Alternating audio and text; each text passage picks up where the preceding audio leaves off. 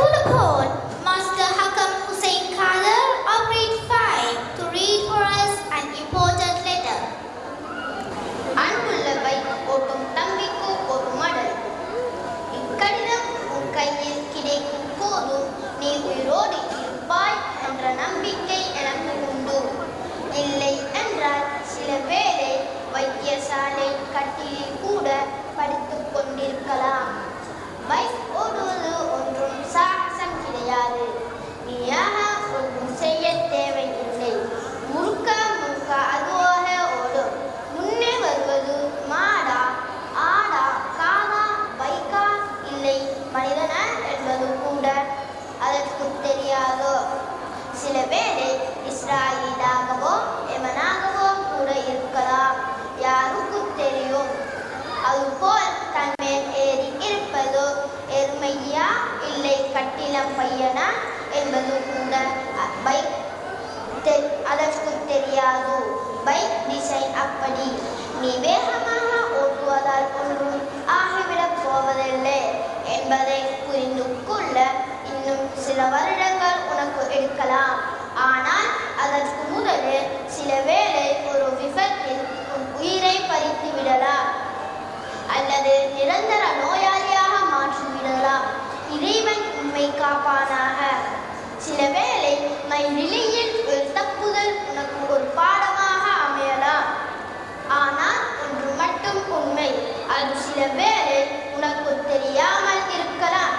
நீ வேகமாக ஓட்டும் ஒவ்வொரு நொடியும் யாரோ ஒருவர் உன்னை சபித்துக் கொண்டே இருக்கிறார்கள். உனக்கு முன்னே குழந்தையோடு வரும் ஒரு தாய், வீதியை கடக்க காத்து கொண்டிருக்கும் ஒரு மாணவன், ஒரு மாணவன் தன் பாட்டிற்கு சைக்கிள் ஓட்டிக் கொண்டிருக்கும் ஒரு முதியவர், இப்படி யாரோ ஒருவர் உன் வேகத்தை கண்டு திட்டிக் கொண்டிருப்பது உனக்கு தெரியுமா? இவை எல்லாவற்றையும் விட ஒரு நாள் ஆக்சிடென்ட் பட்டு வைத்தியசாலைக்கு கொண்டு செல்லும் போது உனது தாய், தந்தை, சகோதர சகோதரிகள் படும் பாடும் கஷ்டமும் உனக்கு தெரிய வாய்ப்பில்லை. ஏனெனில் நீ அப்போது ஐசியூவிலே உயிருக்கு போராடி கொண்டிருப்பாய். உன் தலையில் ஏற்பட்ட கசிவை சரி செய்ய யாரோ ஒருவருடன் சத்திர சிகிச்சைக்காக காத்திருந்த ஒரு நோயாளிக்கு வைக்கப்பட்டிருந்த இரத்தம் பயன்படுத்தப்பட்டது உனக்கு தெரிய வாய்ப்பில்லை. இப்படி உன்னை போல் வேகமாக ஓட கை கால் உடைந்தவர்கள் நிச்சயமாக உனது ஊரிலே பக்கத்து வீட்டிலே இருப்பார்கள்.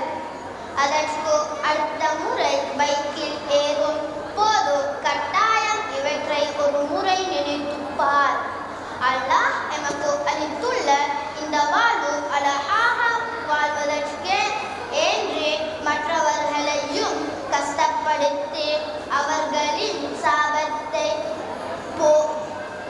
பெறுவதற்காக அல்ல என்ற நம்பிக்கையோடு இக்கடிதத்தை முடிக்கிறேன். வஸ்ஸலாம்.